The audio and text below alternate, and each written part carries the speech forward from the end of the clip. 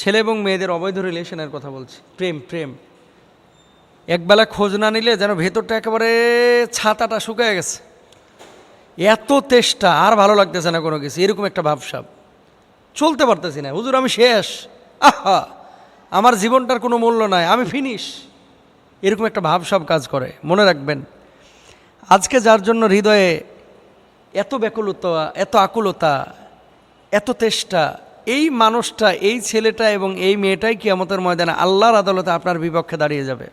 কেন?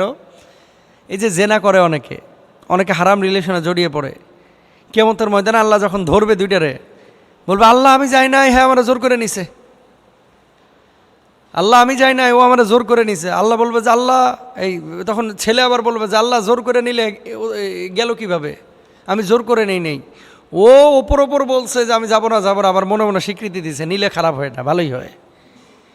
এইভাবে আল্লাহ রাব্বুল আলামিনের সামনে সেদিন কিন্তু দুইজনই দাঁড়াবেন।